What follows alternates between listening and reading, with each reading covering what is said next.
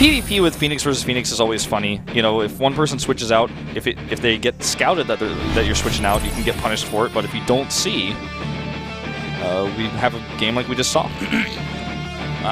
It's another PvP here. The map is Yunsu. The last game, if you're just now joining in, first of all, you're really late for today's games, but yeah, what are you doing to update you, Zest did, you know, in a Phoenix vs. Phoenix fight, Zest went the next level and went for 2 Stargate Phoenixes, but Deer craftily switched into Stalkers before the Phoenix range for Zest was done. And from there, he just had a superior ground army. He engaged properly, baiting out Nexus Cannon and then backing up. And when the final engagement came down, it was not even in range of the Nexus Cannon, and Deer won. Now the question is, in game number 2 here on the map of Zest's choice, can Zest execute a strategy strong enough to beat Deer, who's already proven himself to be a very adaptable player? Let's find out here. This is GOMTV. 2014 Hot 6 GSL Season 1 Round 16. Zest versus Deer.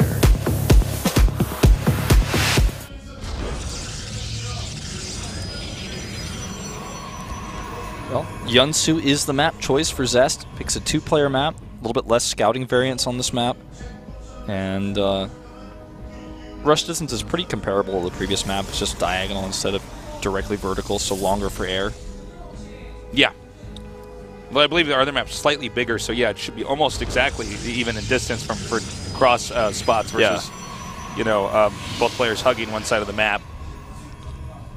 And it's like, if you think about it, it kind of forms a triangle, almost. If you like think about the diagonal distance versus like the vertical distance. Yeah. My brain's thinking I'm like, back to my freshman geometry. I'm like, Wolf actually sees the world. I see the world in triangles and hexagons, man. That's why I always say hexes in StarCraft. Sees the world in circles and rhombuses, so that's really, you know, why we're a great team, Wolf. Yeah. You and I together play our hexagons. Sometimes we can see trapezoids. Sometimes, yeah. That's when magic happens. Yeah. Now, we have 2 gases now for Deer, and Deer doing a check inside his main, saying, I'm not being proxy in my main, am I? No? Okay.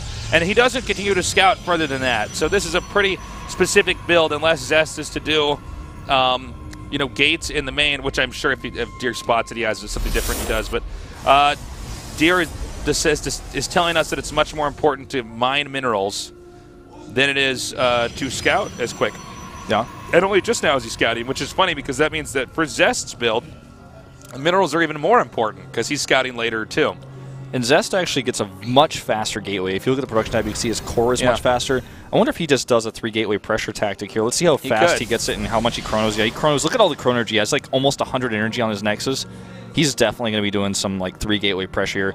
Deer is going to come in here and see this Nexus energy, and he's also going to be able to see the next chrono. If he doesn't chrono, then it slows down his build. So, yeah, he shows it. Knowing is only half the battle here, though. He's still going to have to defend it. Adds his 2nd gateway right away.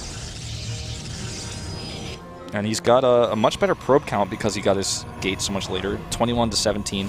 And also because he's using his chrono boost on his probes rather than his warp gate research. And even going to have a mothership core at home, that's going to be almost the crux of the defense here. Yeah. I got to agree. It's going to be very important, especially since Deer will probably have an insufficient number of stalkers. He has to make the engagement for him favorable. Yeah.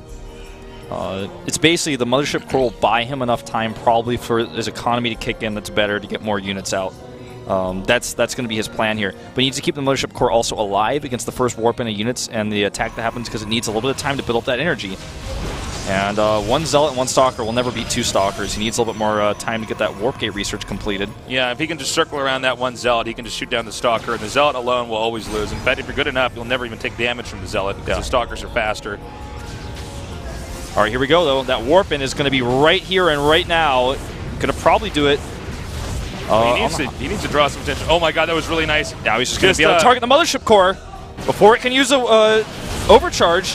One more shot will do it. There it goes. And probes off the line here. This is looking pretty bad for Deer. Yeah, I think this, you know, without the mothership core, I don't even know what he does. I don't think he can do anything. You can see he knows exactly what to do. He backs up when he sees the situation unfavorable, shoots at the probes.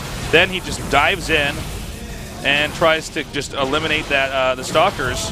And he's doing a very good job. This other Stalker, no way he's going to be able to get around there. And from here, against melee units, you just micro. Yep. That's it. GG. GG. Okay, game number 3. All right, sick build. That's the kind of epic build I love where, remember I said scouting is only half the battle. Defending it is another matter entirely. He just was able to get piling up on the high ground. Then Warp Stalkers on the other side of Deer Stalkers, so they couldn't even run away properly. His Mothership Core was way too far forward. He lost that right off the bat. Well, what map does Deer pick? Do you have any predictions? I want to say he picks almost even like Ultrazeme or something, like a bigger map, so he doesn't have to play against Zest Hyper Aggression. Not Ultrazeme necessarily, but